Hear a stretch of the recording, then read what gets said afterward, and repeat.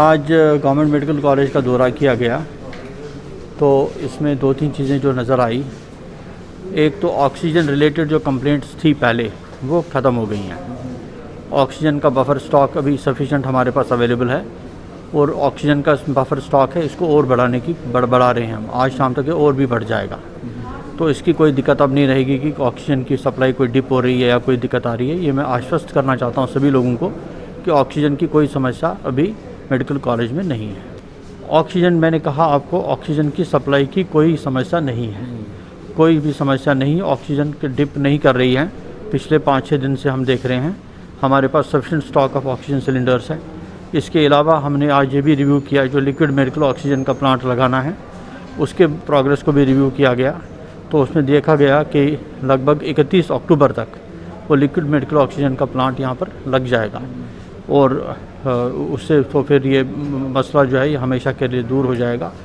और जो ये दूसरा चीज़ जो देखा गया कि कंट्रोल रूम में जो शिकायतें जो आ रही थी, कंप्लेंट्स आ रही थी, ग्रीवेंसेस आ रही थी, उनकी नौवियत बदल गई है। अब ऑक्सीजन की शिकायतें नहीं आ रही हैं। अब बाकी जो छोटी मोटी किसी की हैं, किसी को टाइम पर नर्स नहीं पहुंची या किसी को टाइम पर कोई दवा नहीं मिली, इस तरीके की चीज़ें आ रही हैं, तो उनको भी हम रिड्रेस कर रहे हैं। कुछ कमी पेशी हमारी तरफ से हो सकती है तो, लेकिन उसको भी दूर करने की हम पूरी कोशिश कर रहे हैं। मैं यकीन दिलाना चाहता हूं कि प्रिंसिपल साहब, मेडिकल सुपरिटेंडेंट और यहाँ के डॉक्टर्स, यहाँ के मैकेनिकल इंजीनियरिंग विंग इसी काम में जुटे हुए हैं कि ज़्यादा से ज़्यादा पेशेंट सेटिस्फेक्शन और पेशेंट केयर को हम इंश्योर कर सकें। सर, एक नेग्लिजेंस और दिखी जब रात को टेस्टिंग होती है, बाहर एक छोटा सा सेल बनाया हुआ है, उसमें इलेक्ट्रिसिटी की नहीं है, तो वो बड़ा उसमें एक नेगेटिव उसमें गया कि मैं वही कहता हूँ कि जो इस तरीके की छोटी छोटी हमारे पास दिन ब दिन आती रहती हैं कंप्लेंट्स, उनको हम दूर करते रहते हैं। रेगुलर बेसिस पर हम टच में हैं प्रिंसिपल साहब के साथ और यहाँ के इंजीनियर्स के साथ, यहाँ के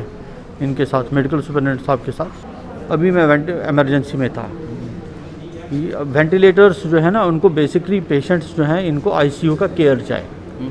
आईसीयू में इनके पास 22 बेड हैं, तो अब जो पेशेंट्स आते हैं इनको जहाँ आईसीयू जैसे बेड्स खाली होते हैं तो उनको शिफ्ट कर देते हैं वहाँ। और एमरजेंसी आईसीयू जो है एमरजेंसी में है, वहाँ भी 8 वेंटिलेटर लगे हुए हैं, वो फंक्शनल हैं। कल किसी कारणवश वो शायद कुछ वेंटिलेटर्स में कुछ प्रॉब्लम था, वो रिजॉल्व हो गया है। 8 वेंटिलेटर्स एमरजेंसी में और 22 वेंटिलेटर्स आईसीयू में, ये हमारे पास अवेलेबल है। जो पेशेंट्स आते हैं उनको हम वो फैसिलिटी दे देते हैं। सारे एडवाइज़र साहब ने भी दौरा किया, मैं भी दौरा करता हूँ, कल एमपी साहब ने भी दौरा किया था। दौरा तो होता रहता है। हम जानते हैं कि हमको और अभी काम करने की ज़रूरत है, तो प्रिंसिपल साहब भी इसी काम में लगे हैं, हम भी इनके सपोर्ट में पूरी तरह से खड़े हुए हैं। तो जहाँ भी किसी भी चीज़ की ज़रूरत होगी गवर्नमेंट की तरफ से, वो सब सहयोग मिलेगा, वो सारा कोऑपरेशन मिलेगा और हमारी कोशिश होगी कि सारा जो पेशेंट की जो सेटिस्फेक्शन है वो पूरी तरह से बरकरार